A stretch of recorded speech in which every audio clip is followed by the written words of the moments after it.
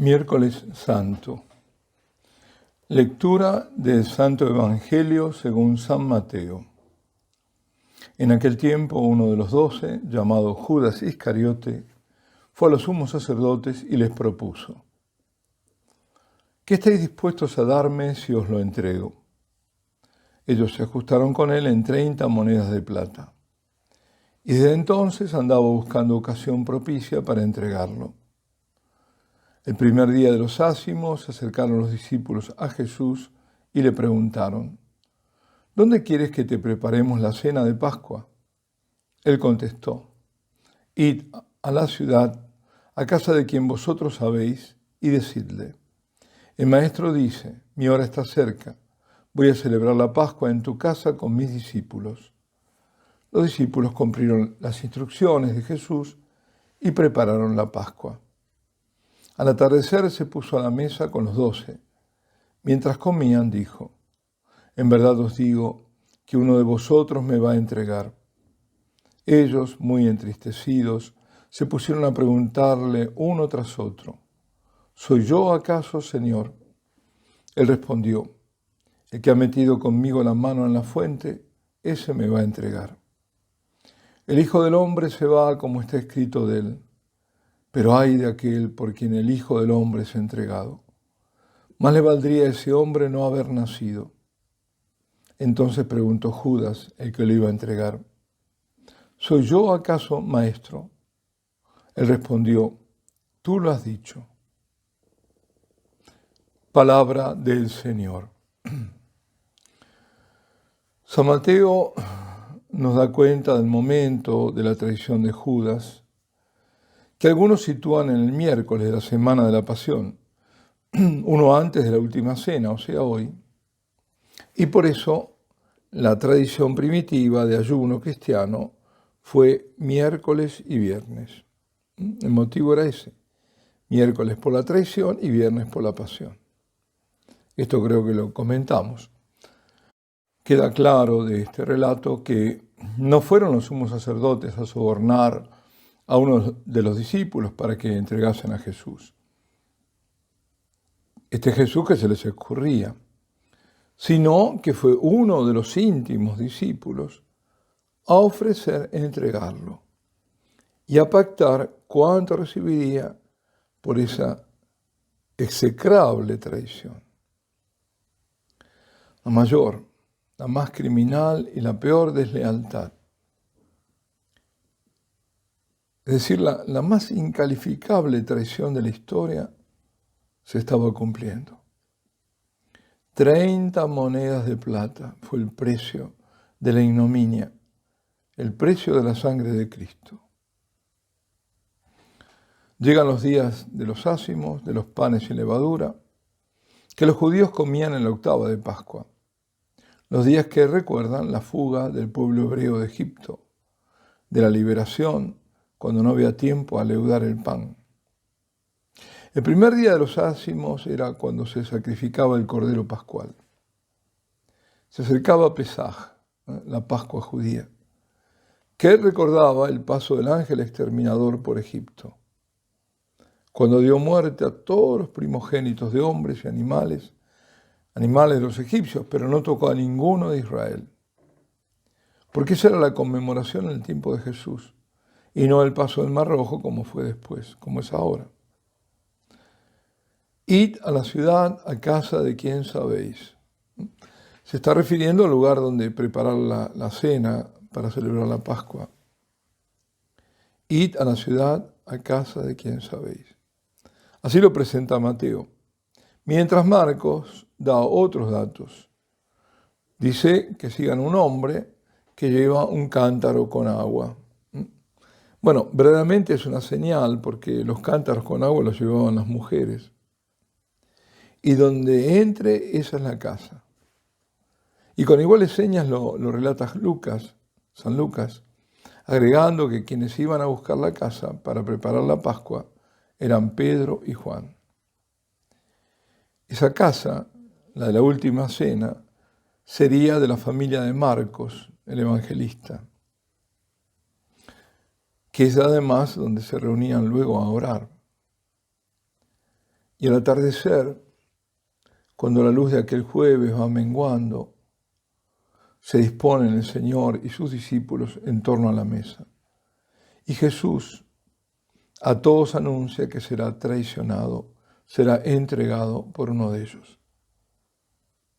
El momento es para todos de gran tristeza.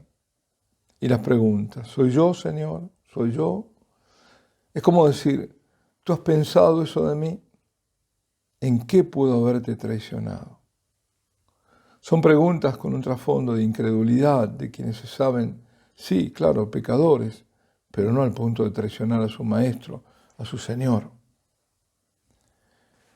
La liturgia presenta este relato evangélico de la traición con el desenlace a la que ella lleva, porque la primera lectura es del tercer canto del siervo sufriente, el siervo de Yahvé, que hace alusión a la flagelación y las afrentas a las que será sometido durante la pasión.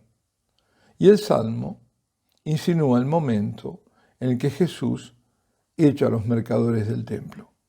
A los mercaderes, me devora el celo de tu templo, dice, y las afrentas con que te afrentan caen sobre mí. Y retratando anticipadamente de siglos la crucifixión, dice, espero compasión y no la hay, consoladores y no los encuentro. En mi comida me echaron hiel, para mi sed me dieron vinagre. Bueno, este es el trasfondo. Tras el anuncio de la traición ya pactada y tras poco ejecutada, la pasión del Señor en su cuerpo, en la soledad de su alma, el dolor aún más intenso de su espíritu, digamos, el culmen de esa pasión. Y también Judas preguntó, ¿soy yo acaso, maestro? Y aquí vemos un detalle no menor. Mientras los demás discípulos le preguntan, ¿soy yo acaso, Señor? Judas no le dice Señor, sino Maestro. Para Judas, Jesucristo no es su Señor, dejó de serlo. Casi en un susurro, Jesús pronuncia la confirmación. Tú lo has dicho. Los demás discípulos no se dieron cuenta, no se dieron por enterados. Eso no lo dice San Mateo en este Evangelio, pero sí se deduce del Evangelio de San Juan, que fue el de ayer, cuando dijo Jesús, lo que vas a hacer, hazlo pronto. Y relata el evangelista que los discípulos no entendieron a qué se refería. Volvemos esta vez también a la traición y a la figura del traidor. ¿Por qué Judas llega a entregar al Señor? ¿Cómo pudo llegar a eso? Cuando se permite que el mal se meta en el corazón y no se lo rechaza, y se va dejando que se vaya arraigando, entonces se puede llegar a atrocidades, de a poco. Y el mal es multifacético, es decir, tiene muchas caras. En el caso de Judas, era la avaricia la que lo llevaba a robar de la caja en común, porque esto nos lo cuenta San Juan en su Evangelio. Y eso que era ladrón, muy posiblemente hizo que ambicionara grandes puestos y grandes fastos y, por cierto, grandes riquezas. Para quien así deseaba fuera su vida, su idea, la idea que tenía de Mesías, no encajaba para nada con aquella realidad que mostraba Jesús. Para Judas, un Mesías humilde y sufriente no se le presentaba ni como posibilidad en su mente. Y a medida que pasaba el tiempo y que Jesús decía que él esperaba ser rechazado por los jefes del pueblo y puesto a muerte, aunque era sordo a sus palabras, como lo eran todos, de todos modos, lo que iba viendo, el rechazo de los encumbrados, de los jefes del pueblo, le hacía concluir que el camino que Jesús había emprendido lo llevaba al fracaso y no al éxito que él esperaba, según su medida.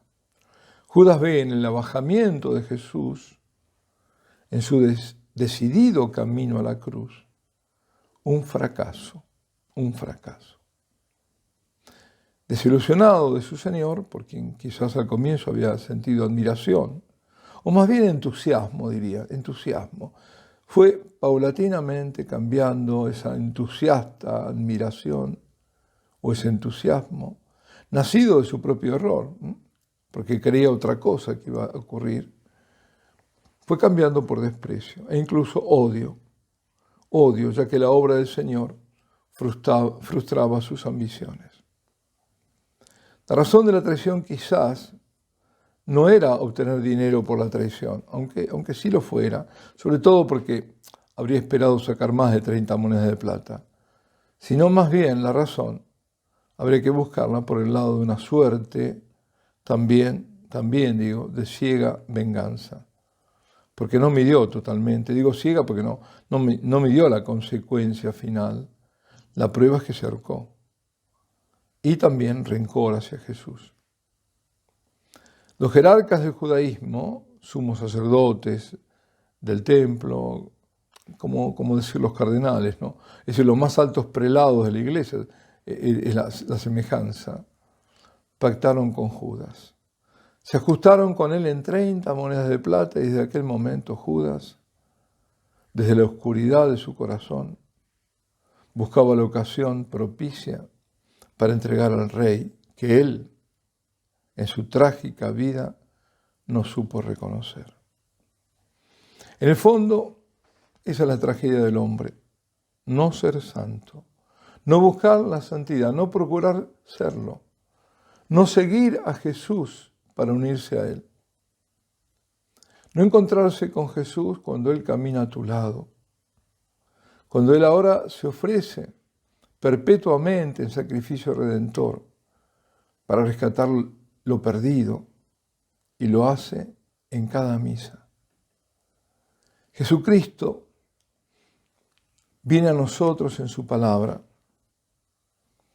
está presente en su iglesia, en la Eucaristía, esperando en el confesionario al pecador arrepentido. Sí, de acuerdo, encontrarse con Jesús no es inmediato, porque Él viene a nosotros en última instancia a través de los hombres de su iglesia, de sus ministros, de sus pastores. Y hoy muchos de esos hombres no buscan a la oveja perdida, no celebran misas dignas en las que el neófito pueda reconocer la presencia de Jesús y de su sacrificio. Niegan gestos de adoración y de reverencia a la Eucaristía. Los confesionarios suelen estar desiertos y se distorsiona la palabra, se la tergiversa o edulcora de tal manera que la palabra calla, porque no es ella, sino un remedo burdo, una grotesca imitación, donde la verdad queda oculta y no es reconocida. Es cierto, muy tristemente esto ocurre. Entonces, cuando eso ocurre, el Señor golpea el corazón por vías desconocidas. Pero si el corazón, como el de Judas, se cerró a Jesús mientras dejó que Satanás penetre, la vida se pierde y se pierde para siempre. Qué grande es el misterio de la libertad del hombre. Y qué grande es la responsabilidad nuestra de los sacerdotes en la salvación de las almas. Tú lo has dicho. Cuánta tristeza en la respuesta del Señor a su traidor. Tú lo has dicho. Aquí empieza la pasión del Señor. Alabado sea Jesucristo. Y la bendición de Dios Todopoderoso, Padre, Hijo y Espíritu Santo, descienda sobre vosotros y permanezca para siempre.